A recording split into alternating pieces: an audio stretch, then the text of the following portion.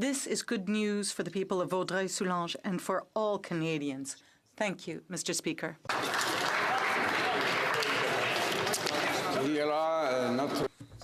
There will be another 5 minutes for questions when the House resumes its business after question period. Statements by members. The Honourable Member for Monique-Wagon. Mr. Speaker, tomorrow, May 1st, we will celebrate International Labour Day, and I want to tell people and workers that the Bloc Québécois will always stand with them. In the Quebec, we want to see pensioners are priority creditors. If there is a bankruptcy in Quebec, we support our workers, our aluminum and steel workers, and we refuse a ratification of a new NAFTA as long as tariffs are not withdrawn. In Quebec, we want to see a place where workers have the right to strike and scabs are illegal. In Quebec, we stand together for a strong middle class, defended by unions. What Quebec wants, the Bloc wants, and the Bloc wants to act. Thank you, Mr. Speaker. I rise today with a heavy heart. 3 years ago, on April 24th, Luzia Ribeiro passed away at the young age of 84. She passed peacefully at home, surrounded by family and those who loved her. Mrs. Ribeiro, like most immigrants, came to Canada for a better life, to achieve the Canadian dream. In May of 1960, Ms. Ribeiro made the hard journey from Terceira Açores, Portugal, arriving first in Sutton, Quebec, before making her way to Ontario, where she married João Ribeiro and raised 5 children, Maria, Lucy, Julie, Anna, and John. Mrs. Ribeiro embodied the spirit of Canada. It was said that it was not uncommon that friends and family acquaintances and others would land at Pearson International Airport with a telephone number and address of the Ribeiro house, looking for assistance. Like many new Canadians, they arrived here. Mrs. Ribeiro understood their challenges and hardships that they faced, and when coming to a new country seeking for a better life. Mrs. Ribeiro represents a true immigrant story. Mr. Speaker, let this House honor and celebrate her memory. Thank you. Honourable Member for Stormont-Dundas. The Honourable Member for Stormont-Dundas, South Glengarry. The winners for this year's Stormont-Dundas South Glengarry Service Awards. This will mark the 3rd annual installment of these awards, which began during Canada 150 celebrations as a way to highlight and celebrate the selfless individuals who donate their time and effort to make our communities a better place to live. Volunteerism is at the core of what it means to be Canadian. Giving back so that we are leaving our communities better off than when we found them. Now, volunteers don't seek or crave recognition, but I believe it is important to say thank you. Nomination forms for the awards will be included in my upcoming householder and delivered to every resident in the riding, and will also be available on my website. Mr. Speaker, we all know someone who goes above and beyond to make the lives of others better. So I'm asking the residents of Stormont-Dundas and South Glengarry to take the time to nominate them for an SDSG Service Award. Thank you, Mr. Speaker. The Honourable Member for Saint-Boniface, Saint-Vital. Lake Residents Association was formed. Led by a dedicated volunteer board, they have advocated and fundraised for a number of important developments in the neighborhood. During my time as City Councillor for St. Boniface, St. Vital, I was proud to help them with some of those projects, including providing funding for a large community room in the neighborhood's new school. The group also advocated passionately for a new splash pad and picnic shelter near the school, always ensuring that their community could benefit from improved infrastructure. It's always a great pleasure to work with them and the many other groups in Saint-Boniface, Saint-Vital. For communities, and it's all thanks to dedicated groups of volunteers like Lindsay Wilson, the founder and chairperson for Island Lakes Residents Association. Thank you to all the volunteers, and happy 30th anniversary to the Island Lakes Residents Association. Hear, hear. Hear, hear. Honourable Member for Esquimalt Saanich Soup. Mr. Speaker, each month on average the Canadian Armed Forces continue to lose one serving member to death by suicide. This is an epidemic that continues despite some positive steps toward addressing mental health issues in the forces. This House had an historic opportunity to address this issue directly earlier this year when we passed Bill C-77, the Military Justice Reform Bill. In committee, I proposed an amendment to remove Section 98C from the National Defense Act, the section which makes self-harm a disciplinary offense under the Military Code of Conduct, but unfortunately the Liberals defeated my amendment on procedural grounds. I have reintroduced my proposal to remove Section 98C as Bill C-426.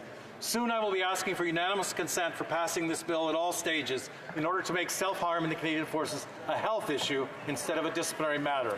Mr. Speaker, the mere existence of Section 98C continues to be a barrier for Canadian Forces members seeking the mental health assistance they need, and this House has only one more opportunity to fix this. I hope when the time comes, this bill will have the support of all members. The Honourable Member for Longueuil, Charlemagne. Mr. Speaker, the Monseigneur Parent School on 18 April received a Blue School certificate within the framework of the Blue Community project. This was the first secondary school in the world to commit to keeping our water clean. A dream became a reality for students at the school who were able to mobilize management to adopt their project. Gradually eliminating the sale of plastic water bottles in its environment and at all of its events. Je tiens à féliciter les trois.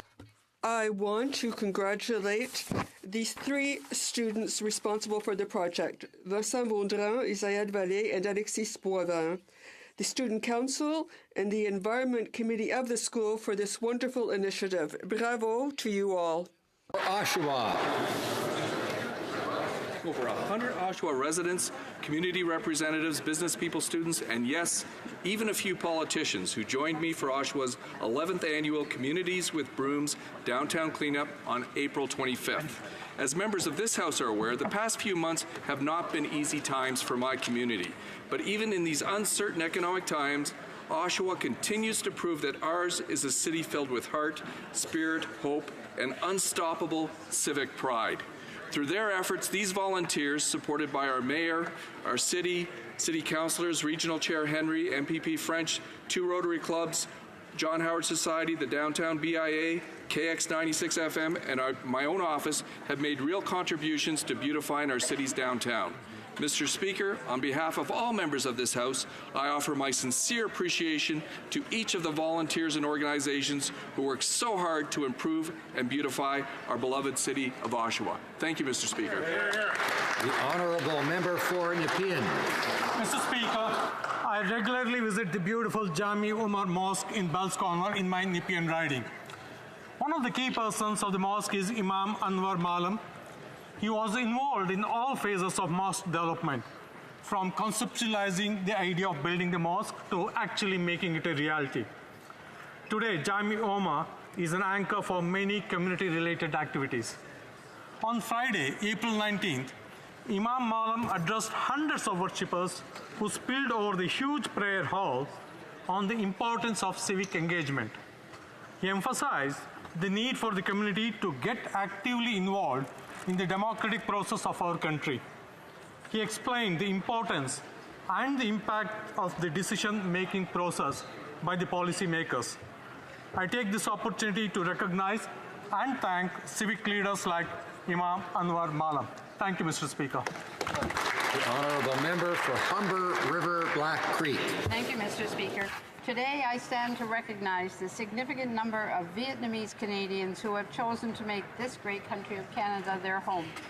Vietnamese Canadians have contributed to the Canadian mosaic with pride and admiration, and I want to recognize their contribution on this special day of celebration and remembrance. Canada is home to a vibrant community of close to 300,000 Vietnamese Canadians, many of which reside in my riding of Humber River Black Creek. The Vietnamese Canadian community has made a substantial contribution to our cultural, religious, political, and business life, and I am tremendously proud to know many as friends, colleagues, and supporters. Today, I am delighted to wish the Vietnamese community great success as they celebrate April 30 as an occasion in history as Freedom Flag Day. Thank you, Mr. Speaker. The Honourable Member for Charlesbourg-Haute-Saint-Charles. Mr. Speaker, what can one say about our Prime Minister's failures over the past 4 years? From broken promises to incompetence every day seems to bring new incredible stories. Who can forget his trip to India, went around the world and embarrassed Canadians? Another failure was the fact that he let more than 40,000 illegal migrants into Canada and spent more than $1 billion to settle them. He does not go after Islamic State terrorists who now brag about their crimes. He also took away the capability of our security agencies to disrupt terrorist threats. We cannot forget the number of countries he offended, the fact that he made fun of our biggest trading partner, his complete failure in NAFTA negotiations, our worsening relationships with Australia and Japan, all the while acting like a supplicant beggar with China. We know this, they know it, Canadians know it. The Honourable Member for Brome-Missisquoi. Mr. Speaker, last February, this April 22nd, we were celebrating Earth Day. Canada has to protect our natural resources. A great many of Canada's water bodies are along the U.S.-Canada border. This is why May 1st, tomorrow, I will be tabling a bill to monitor our border waters. It is important to amend the treaty we now have in order to include new environmental standards, including water quality. This should be an absolute priority to monitor the quality of our water for Canadians today and in the future. The Honourable Member for Hull-Aylmer. Mr. Speaker, once again, I rise in this House to salute the resilience of the people in my area, in the Outaouais region. One cannot ignore the people evacuated and the houses affected, but I want to take the time to salute all that I have seen. In Gatineau, many people showed up to fill sandbags, to make meals, or took public transit and worked from home in order to free up traffic. I would also like to acknowledge the Canadian Armed Forces, ambulance workers, municipal authorities, firefighters, civil security, provincial and federal governments for all of their support. I would encourage you to go to these bag-filling sites by the Frank Robinson Arena, the Parc du Tourbillon, the Parc des Cèdres, and Parc Kenneth Lloyd. In Gatineau, we stand and will stand in solidarity. The Honourable Member for Red Deer-Lacombe. Mr. Speaker, recently the Transport Minister tried to show us all how smart he is by tweeting a picture of himself trying to plug in an electric car that was already plugged in. Am I doing it right? He quipped. Trying to make life more affordable for millionaires to purchase a new electric Tesla or Audi? Yep, he's doing that right. Trying to make life more affordable for soccer moms, suburban commuters, rural Canadians, and anyone living on median income? He's showing his disdain for you. He must be taking cues from the leader of the Liberal Party who jetted to the West Coast for another luxury vacation. Once again, the Liberals are asking Canadians to do as they say and not do as they do. His policy, like his tweet, fizzled, short-circuited, and died on the side of the road. So I proffer this limerick for the minister's failed gimmick. While holding his charge cord by the knob, his carbon tax, it's Canadians he robs. Tweeting at us his grin, the car's already plugged in. Was fueling the space shuttle his job?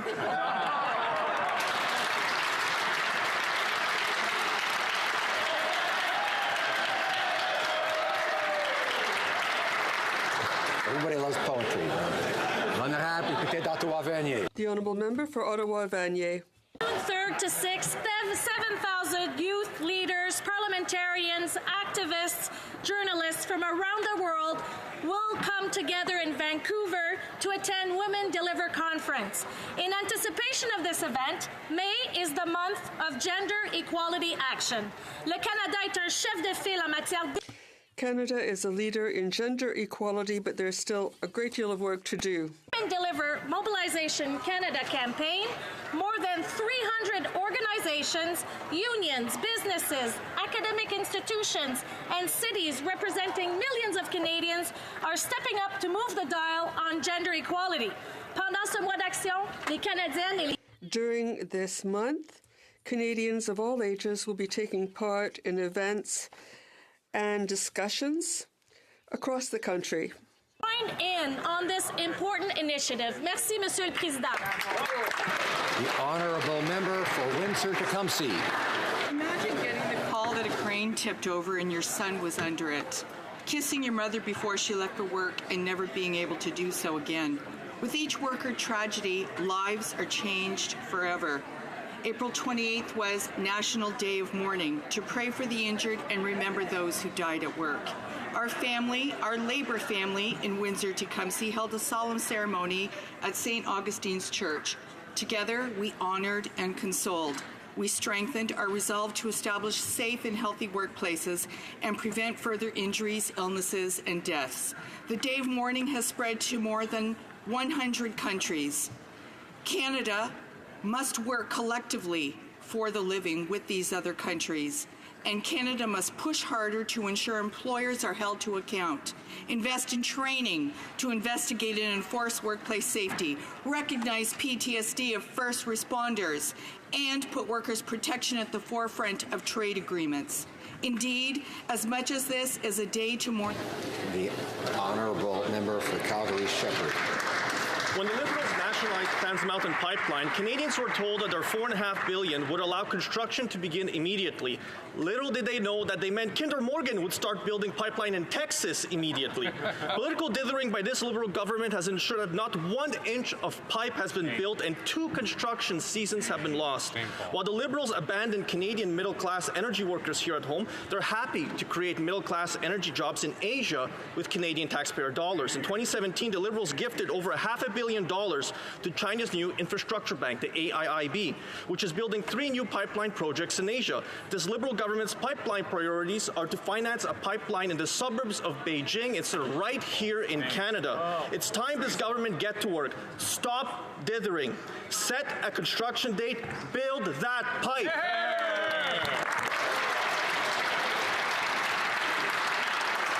L'honorable député de Nickel-Belt. The honourable member for Nickel-Belt. On April 28th, I participated in the International Day of Mourning ceremony. It remembers workers who were killed, injured, and suffered illness due to workplace-related hazard and incidents. The International Day of Mourning began 35 years ago in Sudbury in cooperation with the Canadian Labour Congress and the United Steels Workers of Sudbury, Local 6500, including USW International President, Monsieur Léo Gerard. Monsieur le Président, arrivé... Mr. Speaker, getting home from work free of illness and injuries, coming home alive, should be a priority for all governments. Last year, 250 people in Ontario died at the workplace. Thousands of workers are injured or develop avoidable illnesses. All levels of government should work together to improve the health and safety at the workplace. Die on the job. Une personne, c'est trop. One is too many. No one should die on the job.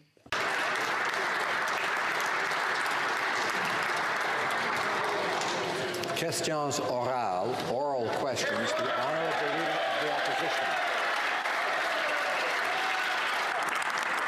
Mr. Speaker, the ongoing diplomatic crisis between Canada and China continues, and now it's Canadian canola producers who are paying for this Prime Minister's weakness on the world stage. It's clear that China has no respect for this Prime Minister, and why would they?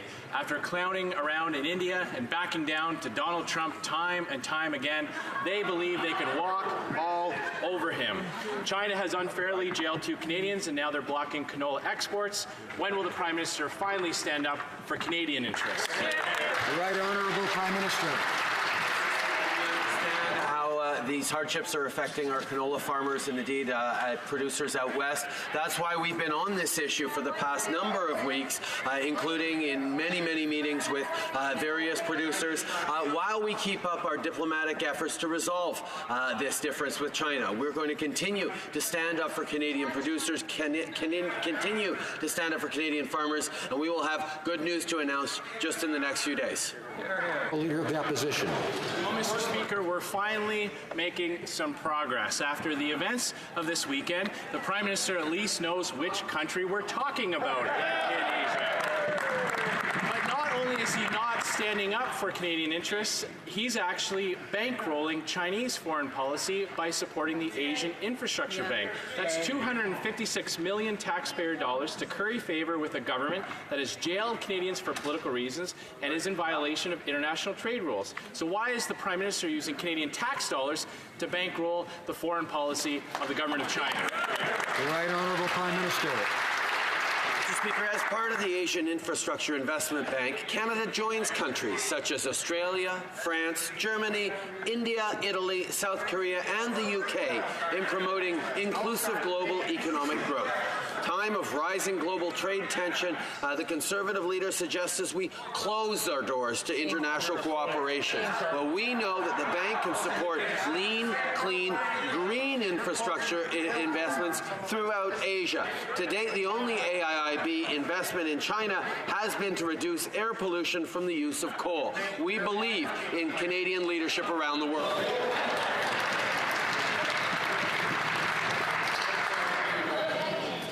The Honourable Leader of the Opposition. What I'm suggesting is that this Prime Minister show some backbone and stand up for Canadians in jail in China.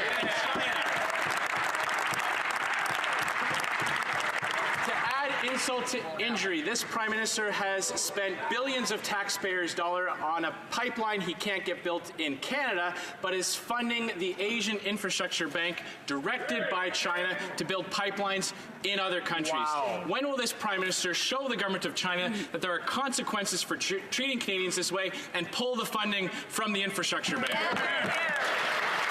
Right Honourable Prime Minister.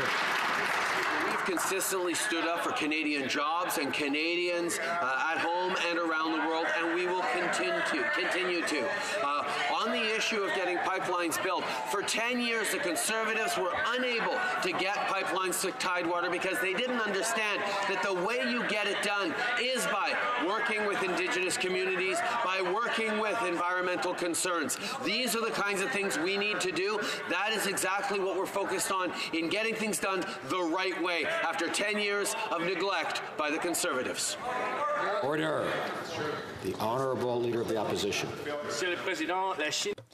Mr. Speaker, China is now spending more on its space program than Japan and Russia. Estimate expenditures are $8.4 billion. China is the second to spend money on the military, but the Prime Minister is giving $250 million to China for the Infrastructure Bank. What will it take for the Prime Minister to finally take a stand up to China, and to defend Canadian interests? The Right Honourable Prime Minister. Canada promotes a global economic growth alongside many other companies. Trade tensions are on the rise, but the Leader of the Opposition is talking about closing our door to international issues. The bank is lean, clean and green. It's investing in Asia, in some of the most underprivileged countries in the world. To date, the only investment by the AIIB in China sought to reduce air pollution because of the use of coal. I heard from the member for Cypress Hills Grasslands 4 times during that answer, and obviously he didn't have the floor. I think he's aware of the standing orders that prohibit interruptions. So I invite him not to interrupt in future. Order. The Honourable Leader of the Opposition. Speaker, whenever the Liberals are in power, they love to rewrite the rules to benefit themselves. Today we've learned the names of individuals from SNC-Lavalin who gave over $110,000 in illegal campaign contributions to the Liberal Party. When Conservatives were asked for this information, we released it immediately. but the Liberals refused. In fact, they've sat on this information for 3 years. It took investigative reporting to uncover it. Why did the Prime Minister's recent election financing changes not take action to expose this cover-up? Honourable Prime Minister. Proper donations to two political parties were made over a decade ago. Under my leadership, we have raised the bar on openness and transparency. We were the first party to proactively disclose MP expenses. We opened up the Board of Internal Economy. We ensured that information regarding fundraisers with the Prime Minister, ministers, party leaders, or candidates for leadership be publicly available, and we fully comply with all fundraising and donation rules. Anyone making any political donation is expected to do the same. The honourable member for Burnaby South. Thank you, Mr. Speaker. Whether billions to oil companies or massive corporate tax cuts, Liberals and Conservatives choose the powerful over the public. Together, they slash corporate rates an astounding 12 points. And the only reason Paul Martin didn't go any further was because Jack Layton stopped him. This Prime Minister promised to be different, but he's betrayed that promise to Canadians. I believe it's time for us to do better. So will the Prime Minister cancel the $12 million handout to Loblaws and invest that into people instead? Hear, hear. Order. The Right Honourable Prime Minister. Mr. Speaker, on this side of the House, we understand that building a strong economy and protecting the environment must go together. We must work with all partners across the country. Private sector has a role to play. Public sector has a role to play as governments across the country, some of them anyway, are leading on putting a price on pollution and ensuring cleaner future for our children while making it affordable for Canadians. We also need to lean on individuals and consumers as they do their part to protect our environment for future generations. We will not back down from making important investments in fighting climate change right across the board. If the honourable members for Windsor West and the Minister of Innovation wish to have a conversation, I'm sure there's another place they could do that. I see it can be a pleasant conversation, but I invite them to do that elsewhere. The honourable member for Burnaby South. The government isn't defending people's interest. Here's the record. $12 million to one of the richest corporations, $4.5 billion for a pipeline, $1.6 billion to the oil sector. The Liberals, like the Conservatives, are prioritizing rich corporations. To help people, we need to make different choices. Why are the Liberals refusing to put people first, ahead of their powerful friends? The Right Honourable Prime Minister. I'm very happy to talk about our record. The first thing we did was cut taxes for the middle class and to increase it on the richest people. Then we came forward with the Canada Child benefit that's helping 9 families out of 10 and has lifted over 300,000 children out of poverty across the country. That's part of the 800,000 Canadians who we lifted out of poverty with our investments. In addition, we've seen 900,000 jobs created across the country in the past years, and the lowest unemployment in 40 years. Work remains to be done, but our plan is working. The honourable member for Burnaby South. Well, when talking about not helping people, once again, the community of Kashechewan is being displaced because of annual flooding. Leadership and children from the community are in Ottawa to urge the government to honour its promise to relocate the community to higher ground. The Liberals promised to do that, but 2 years later, still nothing to help the community. Why are the Liberals refusing to take action to help these people?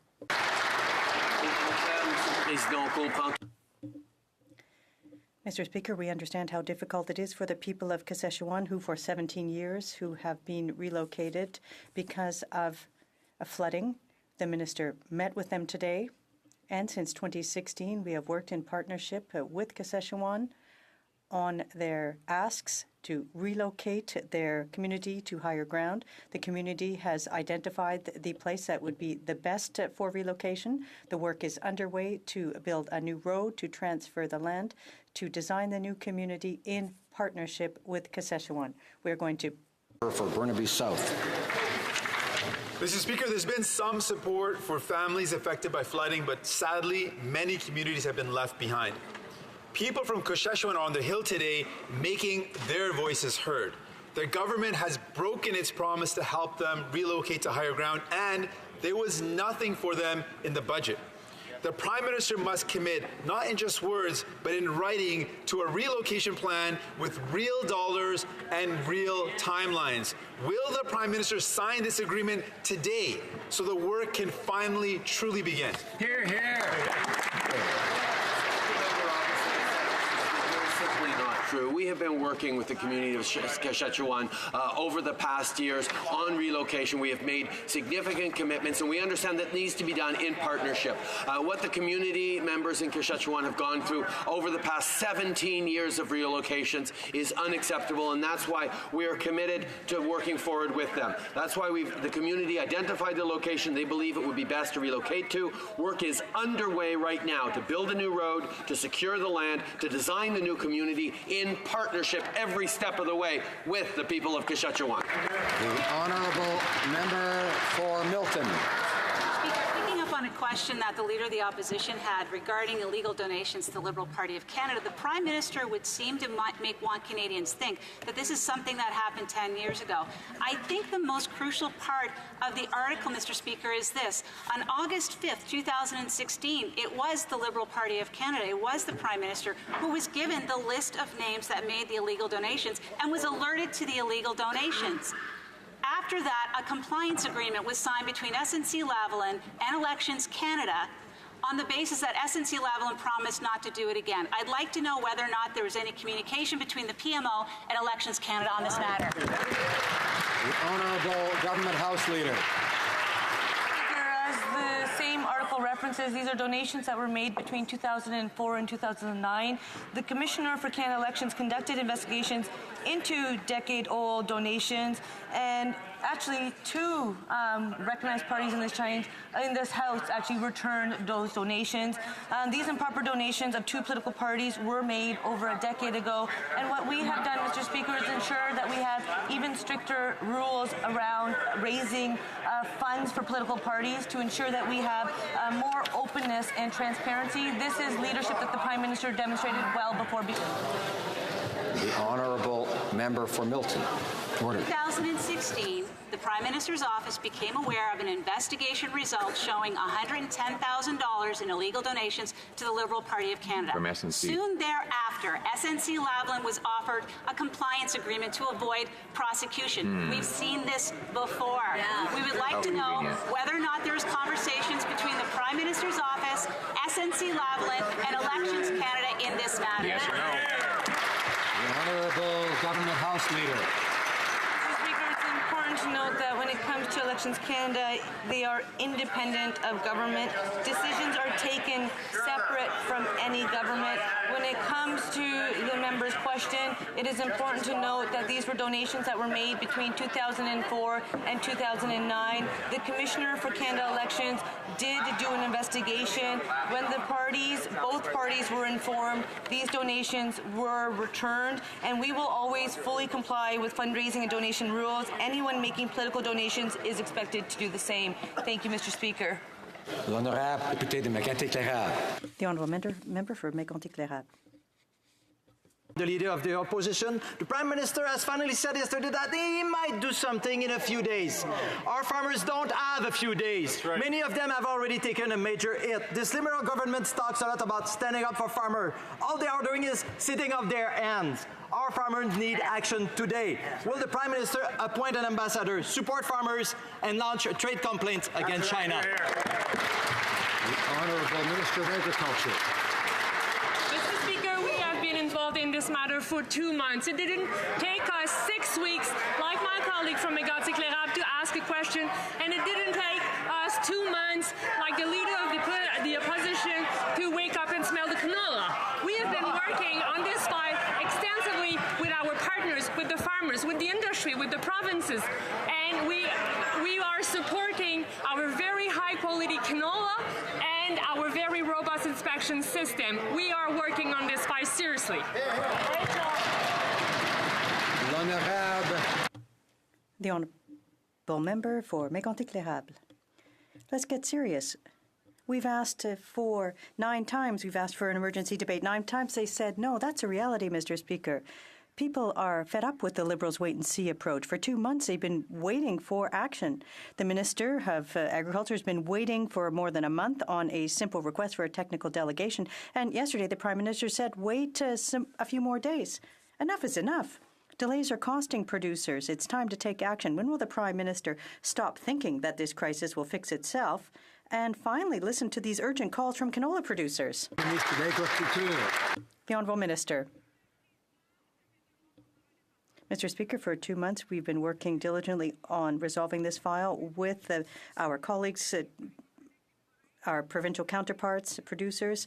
We have had discussions, video conferences with the Food Inspection Agency as well, and counterparts. We are working tirelessly on this issue. The member for Mégantic-l'Érable has been calling for emergency debates, but it took him 6 weeks before he asked a question.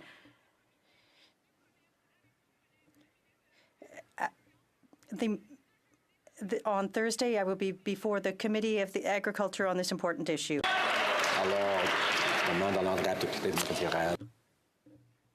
I would ask the Honourable Member for Mégantic-l'Érable to not yell in the chamber. The Honourable Member for Durham. Mr. Speaker, earlier today we learned that another Canadian has been sentenced to death by the Chinese state. He's the second one to receive the death penalty after Mr. Schellenberg's 15-year sentence was converted to the death penalty a few months ago.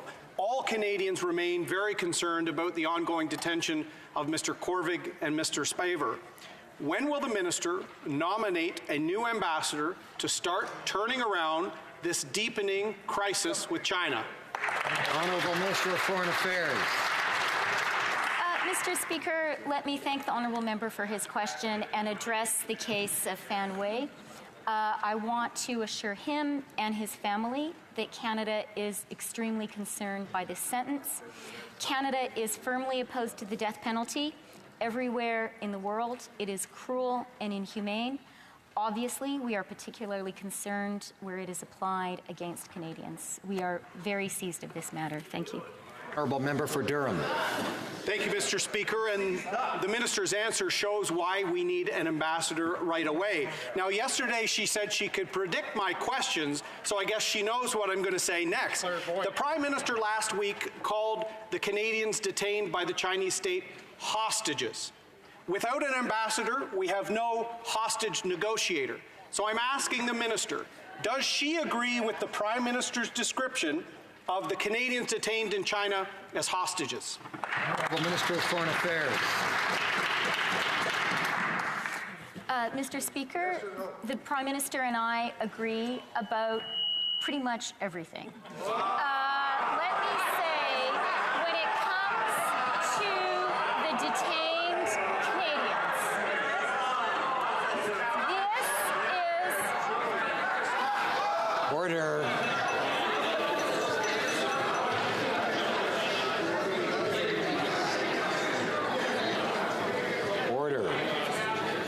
Minister of Foreign Affairs has the floor, and today I'm going to make sure I return it to her. Thank you. And I do want to say to the honourable members opposite, these are people's lives.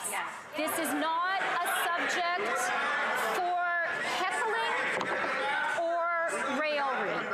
I take the detention of these 2 Canadians extremely seriously. I am in very close touch with their families. These are 2 very, very brave Canadians supported by wonderful families. We need to stand with them. The Honourable Member for Hamilton Mountain. Mr. Speaker, this government's talking points are not reassuring steelworkers who are in Ottawa today to finally get some clear answers from the Liberals. The Liberals just don't seem to understand the urgency in protecting the steel industry and these good local jobs. Thousands of steelworkers have been left exposed after the Liberal government let steel safeguards expire last week. It's not complicated. The European Union has already put in place permanent safeguards to protect their workers. Why can't Canadian steelworkers count on the Liberal government to do the same for them? Honourable Minister of Finance. I'd like to be very clear, Canadian steelworkers can count on this government. We will support steelworkers. We will support the steel industry. We did receive the CITT report last week, identifying that in 2 cases out of 7, safeguards were absolutely required. We've also said that we will continue to look at this issue together with the industry, together with the workers, to make sure that we protect our industry in an appropriate fashion. We've set an aggressive timeline to do so. We are looking at multiple measures that we think can be in support of the industry, and we will firmly be in support of that industry as we move through this process. Honourable member for Essex. The one thing you could have done, you didn't. Well, another day in Ottawa and another way Liberals are disrespecting the independence of our... I have to, of course, remind the honourable member to direct her comments to the chair, and when she says you, I think she's referring to me.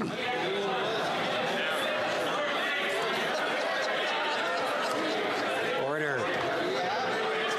The honourable member for Essex has the floor.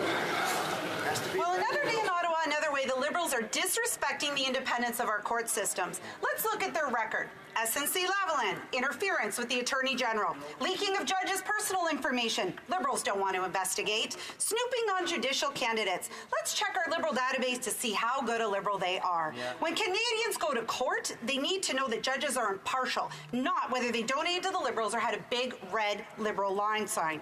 Canadians deserve a government that takes the rule of law seriously. Simple question, will Liberals stop running candidates through their private database? The Honourable Minister of Justice. Taken significant steps to ensure that the process for appointing judges is transparent and accountable to Canadians. Our new process is effective, Mr. Speaker. We've made almost 300 appointments since taking office. The diversity of these candidates is unprecedented. 55% of these judicial appointments or elevations are women. Mr. Speaker, we'll continue to focus on merit-based appointments that create the highest quality, most representative bench in Canadian history. The Honourable Member for Richmond Arthabaska. Mr. Speaker, the Prime Minister broke his promise to balance the budget.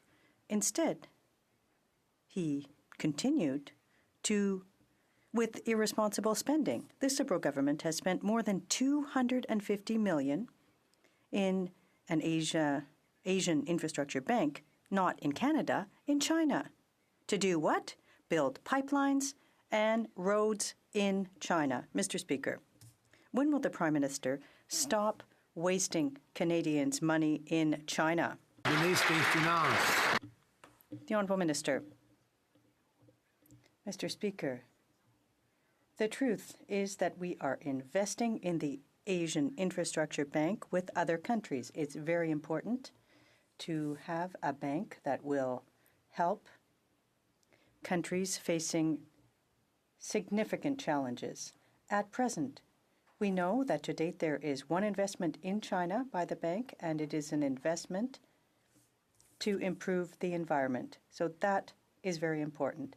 At the same time, we have to continue working with other countries to improve the global economy. That is very important for Canada as well. The Honourable Member for Richmond Arthabaska. Mr. Speaker, here are the facts. More than 40% of the Canada infrastructure budget wasn't invested at home in our provinces and in our municipalities. What's more, the Prime Minister, who confuses China and Japan, is wasting money in Canadians' money in the Asian Infrastructure Bank in China. My question is simple. Can the Prime Minister explain why, when we have urgent needs here at home in Canada, he's spending Canadians' money in China? The Honourable Minister of Infrastructure. I'd like to thank my colleague opposite for his question, Mr. Speaker. We are investing in Canada. At present, we have 4.7 thousand projects for roads, for infrastructure projects in our communities to make this country greener, Mr. Speaker.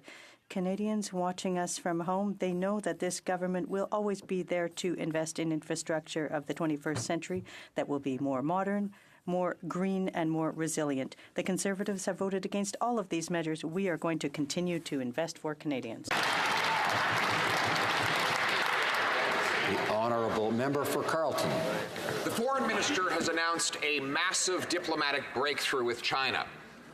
That country's leaders have given the Prime Minister the nickname little potato. And in order to reciprocate that gift, he provided them with $250 million of Canadian tax money in the form of a contribution to the Asian Infrastructure Bank. That's no small potatoes even for this spend-happy Prime Minister. Will this government finally show some respect for taxpayers and cancel this waste of money? Honourable Minister of Finance. Mr. Speaker, one of the things that we know is that the environment is global. One of the things we know is that the Asian Infrastructure Bank has made one investment in China, and that is to help China get off coal so they can actually reduce pollution. What we also know is that the Asian Infrastructure Bank is going to make investments in less developed countries, investments that are going to help our global economy. We happen to understand that the Canadian economy is part of the global economy. So we will continue to work with other nations to make sure that we enhance our global economy and do it while also enhancing our environment.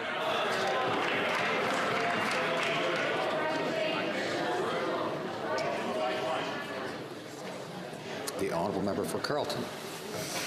To get them off coal, and yet just yesterday, Edward Cunningham, a specialist on China and energy markets at Harvard University, indicated that China is investing in 300 new coal-fired plants. That's after the $250 million handout that this Prime Minister is giving China through the Asian Infrastructure Bank. Our tax dollars for China. Now, Mr. Speaker, if this is really about getting off coal, how many tons of coal will the Chinese burn in the next decade? The Honourable Minister of Finance. We will continue to support an international effort to look at international development banks around the world. These banks, what are they intended to do? They are intended to help countries that are facing significant economic challenges to address and meet those challenges for the future. That is something that we will continue to do. The Asian Infrastructure Investment Bank is an important development bank, one that's helping countries across Asia, and we are proud to work together with like-minded countries, as the Prime Minister mentioned, like Australia, like Germany, in helping to make sure that we get Order. The honourable member for North Island, Powell River. Mr. Speaker, veterans are tired of waiting for services.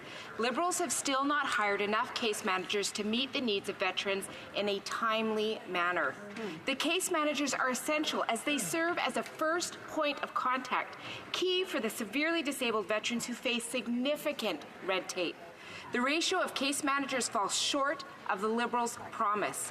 Veterans should have access to the benefits they are entitled to for serving our country. When will the promised amount of case managers finally be hired? Honourable Minister of Veterans Affairs. Thank you, Mr. Speaker. My colleague is well aware the previous Conservative government gutted the funding in Department of Veterans Affairs. In fact, when they were done, there was only 190 caseworkers. Because of our investment in 2015, now there's well over 400 caseworkers at Veterans Affairs. And in fact, we say yes to veterans when they come forward to help, which means that there's over a 60% increase in applications. Yes, Mr. Speaker, we have and we will continue to support veterans in this country. The Honourable Member for Drummond.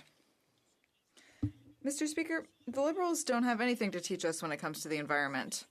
They've maintained subsidies to oil companies, and they bought an old pipeline for $4.5 billion. That's not what leadership looks like. The NDP has a bold and concrete plan, greening residences to make them more energy efficient. Not only will this reduce greenhouse gas emissions, our plan will create high-quality jobs and help families save a lot of money. When will the government understand that it's possible to fight climate change while working to help real people? Honourable Parliamentary Secretary to the Minister of Environment. Mr. Speaker, Speaker, for the opportunity to point out to the member that the things the NDP is talking about doing now, we started doing several years ago. I know just this past year, I made an announcement in Nova Scotia that would see energy efficiency measures implemented to not only make residential homes more efficient, but save monies for residents by having their power bill come down every month. This is one of over 50 measures that makes up our plan for to fight climate change, including putting a price on pollution, investing in public transit to an extent we've never seen in the history of our country, investing in energy efficiency. Over 50 measures that are going to make a real difference, help us transition to a clean economy, and make life more affordable. Honourable member for Hamilton East, Stony Creek. Mr. Speaker, more and more communities need our help adapting to the severe weather events that are being caused by climate change. And reducing the impact of natural disasters such as flooding is critical to keeping Canadian families safe, protecting local business, and supporting a strong economy in the middle class. In my hometown of Hamilton, this is particularly true. So can the Minister of Infrastructure and Communities update the House on what the government is doing to build climate resilience in cities like Hamilton? Honourable Minister. Mr. Speaker, I want to thank the member for his question and his many years of being a champion for Hamilton. Our government is committed to helping communities to build the infrastructure they need to better withstand natural hazards, including floods. This is why we're investing $2 billion over 10 years to the Disaster Mitigation and Adaptation Fund. Recently, I was in Hamilton to announce an investment of over $12 million towards a shoreline protection project. Mr. Speaker, we will continue to invest in Canadians. They know they can count on us, and we'll continue to be there for them. Thank you, Mr. Speaker. The Honourable Member for Louis Saint Laurent. Mr. Speaker, all across the country, the voices are rising against Bill C-69. This bill is bad for the Canadian economy, it's bad for resource development, and bad for federal-provincial relationships. Not long ago, the Minister of Natural Resources in Quebec condemned the law, saying that it would expand the powers given to the federal government, that it would duplicate administrative procedures, and they said that it's a real obstacle for developers. Why fight reasonable natural resource development? Secretary. Mr. Speaker, to the contrary, the piece of legislation the honourable member points to is designed to ensure that good projects go ahead and that we understand the consequences of bad projects so we can prevent them. This is about making sure that we pay attention to Indigenous peoples to understand their perspective when we're assessing projects, and making sure that we fully understand the environmental consequences as projects go forward. Perhaps the Conservatives' failed record on the economy is because they didn't take the process of environmental assessment serious for 10 years in power. Mr. Speaker, this is not an anti-jobs bill. In fact, the Mining Association of Canada is behind this piece of legislation. It's designed to make sure good projects can go ahead in an expeditious way. Member for Kamloops, Thompson, Caribou. Mr. Speaker, gases are sky high in Vancouver, reaching $1.70 a liter and more. Analysts believe that the construction of the Trans Mountain Pipeline will ease a chronic shortage and force prices down. A year ago, this government bought the pipeline and they promised immediate construction. Last week, the minister mused, well, maybe not until after the next election. Wow. Immediate means without delay, done at once, instant. They spent $4.5 billion on a pipeline. Can they tell us when will construction begin? Well, Minister of Natural Resources. Mr. Speaker, if the members of the official opposition and the honourable member are really serious about getting this project continue in the right way, they would not have voted to defund and kill the meaningful consultation that we have undertaken with Indigenous communities. We are focused on moving forward on this project in the right way with meaningful consultation with Indigenous communities, listening to their concerns and offering accommodations, and where accommodation is not possible, being very transparent why accommodation is not possible. Our goal is to make a decision on this project by... The honourable member for Lakeland. Mr. Speaker, it's been over 11 months since the Prime Minister said, quote, we're going to get that pipeline built. But Canadians didn't know what he meant was spending $250 million Canadian tax dollars for the Asian Infrastructure Bank to build pipelines in China. And when the Liberals spent $4.5 billion tax dollars to buy the Trans Mountain Pipeline, they promised construction on the expansion would start, quote, immediately. Delaying a decision past June will cost taxpayers even more. When will the Trans Mountain expansion be built? Minister of Natural Resources. following the guidelines of the Federal Court of Appeal in order to ensure that we are moving forward on this project in the right way with meaningful consultation with Indigenous communities. Those consultations are going really well. We have met with more than 100 communities. We have issued a draft consultation and accommodation report for Indigenous communities to consider, and our goal is to make a decision on this project by June 18th. I will remind the honourable member again, if they're really serious about this project, they should not have voted to defund and kill that process. Bravo. For Lakeland. Look, Mr. Speaker, Canadians want the Liberals to invest their tax dollars in our own country, in Canada, and to get Canadian resources to market, not to build pipelines in Asia. The Liberals deliberately killed 2 export pipelines already, and not a single inch of new pipeline is in service in Canada. And there are no more pipelines. Bill C-69, it'll guarantee none will be proposed in Canada ever again. So my question is very simple, and the minister should answer. When will the Trans Mountain expansion be built? Sure, natural resources. The honourable member is absolutely wrong. We have built and approved Nova Gas Pipeline. We are the government that gave approval to Enbridge Line 3 that has been fully completed on the Canadian side. We are the government that is advocating for moving forward on Keystone XL pipeline. We are advocating for the U.S. government. Right. We are the government that invested $4.5 billion to save a pipeline from falling apart, the investment that Conservative Party voted against, Mr. Speaker. We are moving forward on this project in the right way, and our goal is to make a decision on this project by June 18th. Bravo. Honourable member for Vancouver East. Amnesty International raised the alarm about the Liberal shift of public policy to cater to the alt-right. In Central and South America, sexual violence is rampant. Children as young as 7 are faced with forced recruitment. Yet the alt-right is vilifying refugees. They call it white nationalism. The Minister of Border Security is feeding into it by calling refugees asylum shoppers. With Bill C-97, they can't even apply for protection in Canada. If the Liberals have the courage to stand by the right to the move, will they table those changes as a standalone bill in this House? The Honourable Minister of Border Security.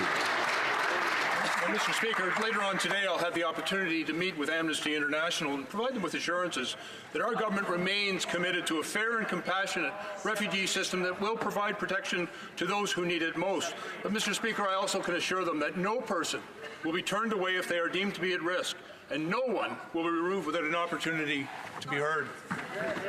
The Honourable Member for Berthier-Maskinongé. Mr. Speaker, I want to thank all the volunteers, soldiers, police officers, firemen, and everyone else who's been helping those affected by the flooding across Canada. In my riding of Berthier-Maskinongé, the situation is really difficult. With climate change, these natural disasters will only become more frequent. The federal government has set up a $200 million fund to map flood zones. But so far, Quebec hasn't asked for a single cent of that amount. Will the federal government commit to working with the provinces to ensure that the program will meet their needs and that the money will remain available? Thank you, Mr. Speaker. Safety. This has been a program that the honourable member refers to that's been in existence over the last 4 or 5 years. It's coming to the final stages of its original term.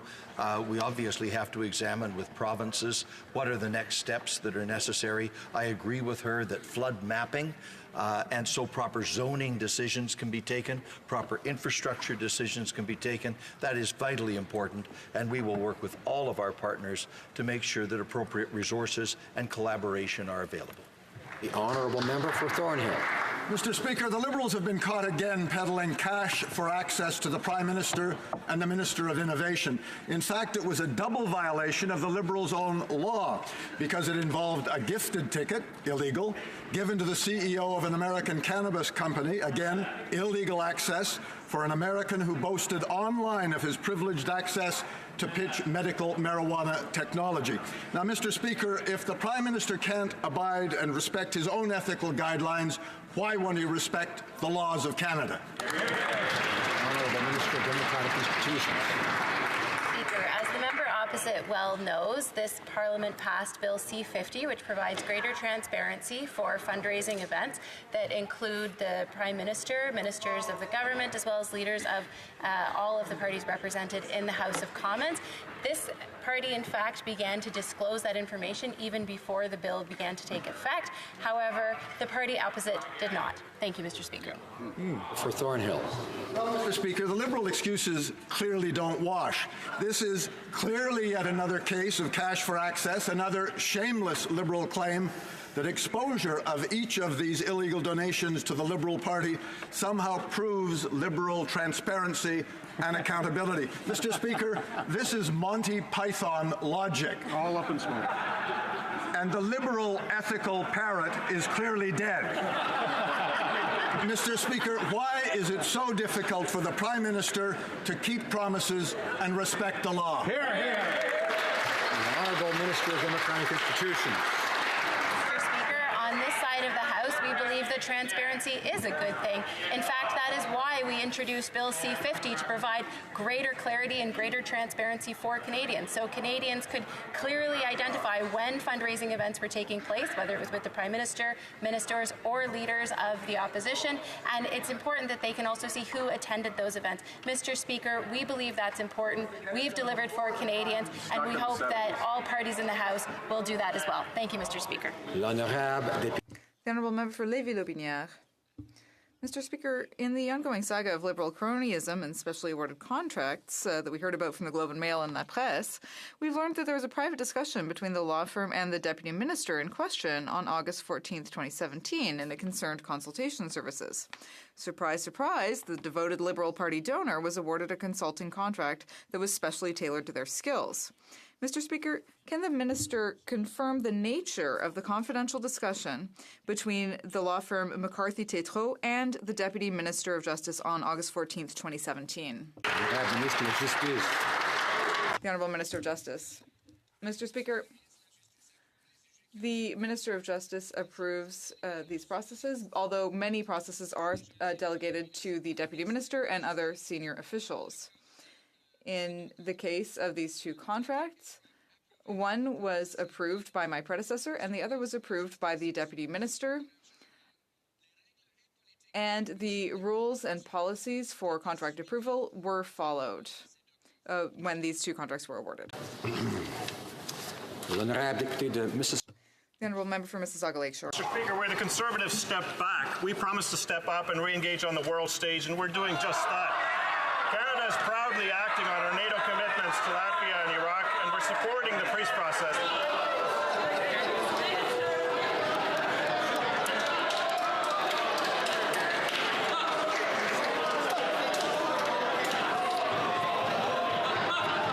Order. I know members are enjoying question period today, but we need to hear the question. I need to hear both the questions and the answers so I can hear whether there is some reach with the rules. Order. The Honourable Member for, I'd ask him to start off. The Honourable Member for Mississauga Lakeshore. We're proudly acting on our NATO commitments in Latvia and Iraq, and we're supporting the peace process in Mali by providing life-saving medical evacuations to UN peacekeepers. Could the Minister of National Defence please inform this House how, in addition to these efforts, our government has recently been contributing to international peace and security in the Middle East? Thank you, Mr. Speaker. The Honourable Minister. Mississauga Lakeshore for this question and his service with the United Nations in the Middle East. Mr. Speaker, our government is helping to build long-term stability in the Middle East. In 2017, I announced our support for the construction and rehabilitation of a road along Jordan's northern border with Syria. Last week, I was in the region and proud to say that this project is underway.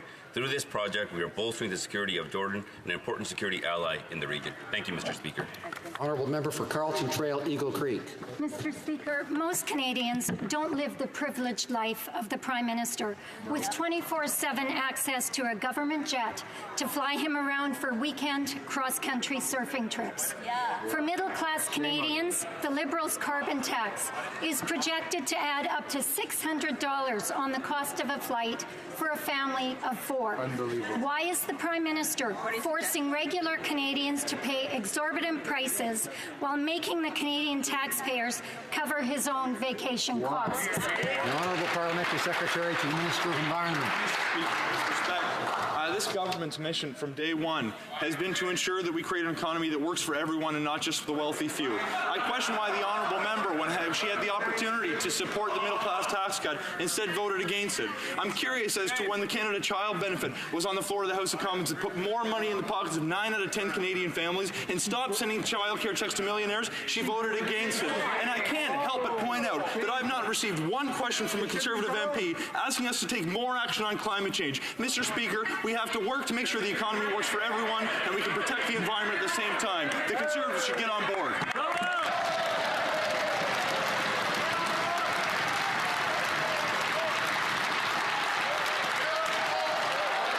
The Honourable Member for Courtenay Alberni.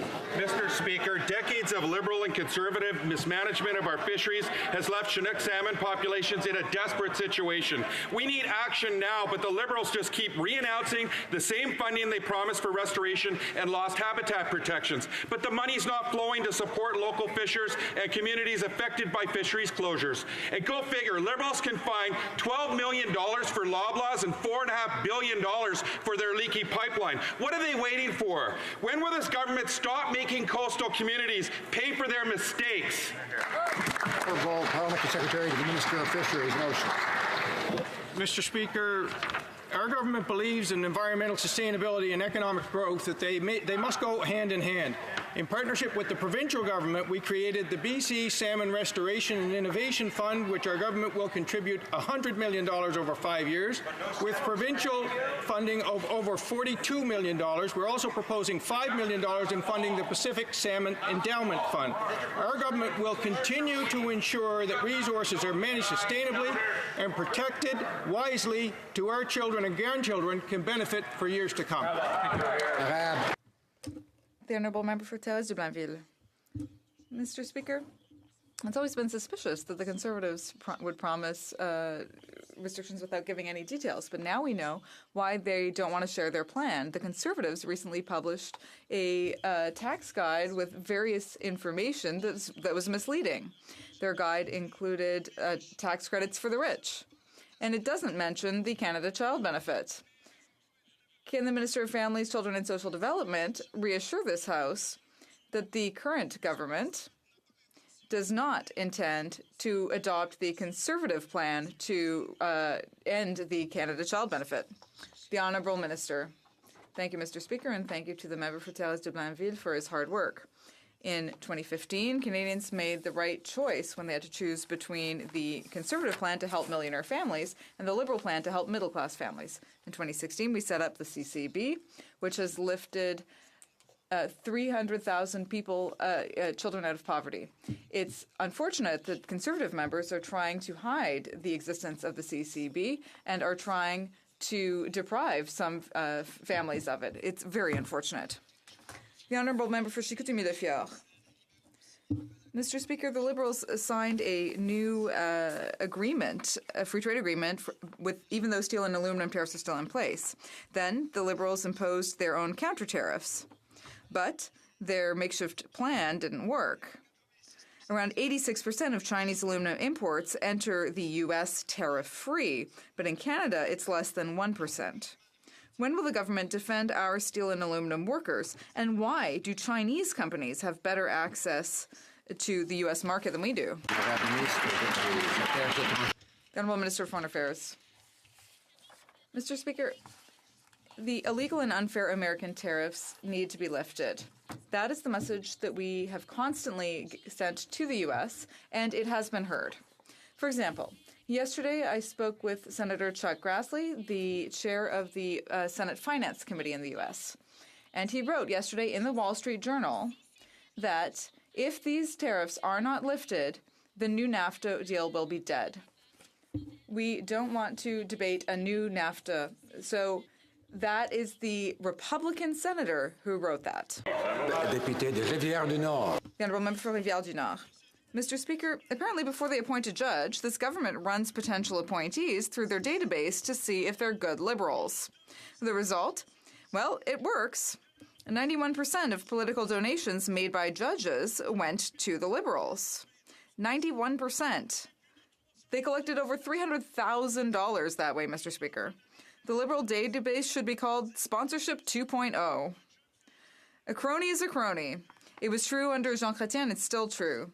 Perhaps that's the reason that the government won't change the system for political donations. The Honourable Minister of Justice. Mr. Speaker, we set up a system where judges are selected through a transparent and merit-based process. Mr. Speaker, we will continue to appoint judges through this rigorous process, and we will continue to have a bench that reflects the diversity and the high quality of Canadian society. The Honourable Member for Rivière-du-Nord. Capping political donations at $500 and making the funding reflect the party's share of votes would reduce lobbyist influence over the government.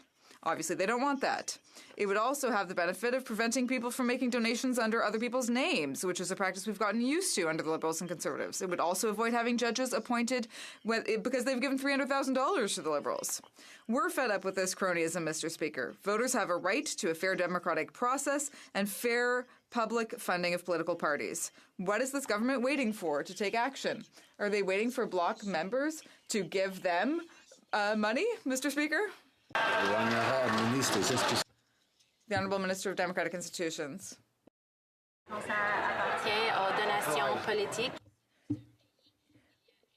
In this country, there is a limit to annual donations.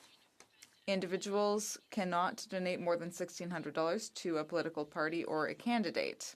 That's extremely important. The rules are clear and they are effective. For Calgary Skyview.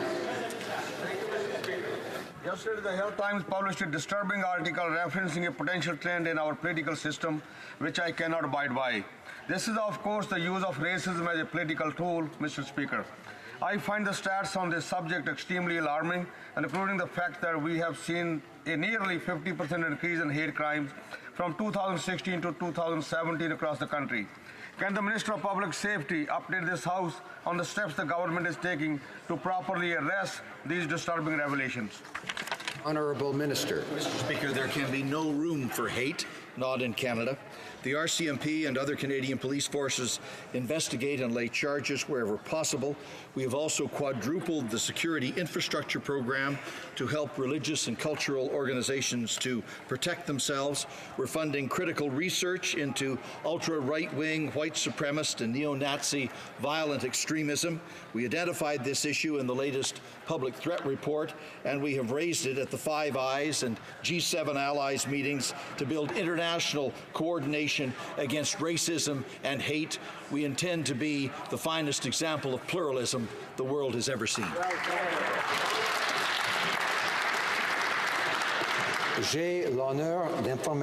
I have the honor to inform the House that we have received the following text. The Honourable Speaker, I have the honour of advising you that the Most Honourable Julie Payette, Governor-General of Canada, has given royal assent to the bill mentioned in the schedule. This is dated 27 April, creating a secretary to the Governor-General. This has received royal assent. An act making April as the month celebrating Sikh heritage. I have the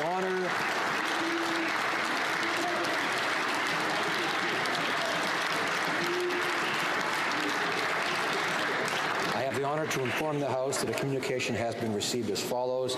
April 29, 2019, the Honourable the Speaker of the House of Commons, Ottawa. Mr. Speaker, I have the honour to inform you that the Right Honourable Julie Payette, Governor-General of Canada, signified royal assent by written declaration to the bill listed in the schedule to this letter on the 29th day of April 2019 at 10:09 a.m. Yours sincerely, Sunto De Lorenzo, Secretary to the Governor-General and Herald Chancellor. Bill assented to Monday, April 29, 2019, an act to designate the month of April as Sikh Heritage Month, Bill C-376. L'honorable député de Joliette-Saint-Lavebec. The honourable member for Joliette on a point of order. Mr. Speaker, I think you will find unanimous assent for this motion that the House express its opposition to the ratification of CUSMA until the U.S. tariffs on steel and aluminum have been lifted, and that it gives the Speaker a mandate to send a copy of this motion to the Republican and Democrat leaders of the U.S. Senate and the U.S. House of Representatives. Thank you. Is it the pleasure of the House to give unanimous consent? There is no unanimous consent. Rising on a point of order. Mr. Speaker, in a moment, I'll move a unanimous consent motion. Bill C-97 contains two significant immigration provisions that should not be part of an omnibus budget bill. Over the weekend, some 2,600 Canadians wrote to me to condemn this action. Addressing the issue of crooked consultants is not a budget bill. And closing the door to asylum seekers seeking protection here in Canada should not be hidden in an omnibus budget bill. This is an affront to the work of parliamentarians.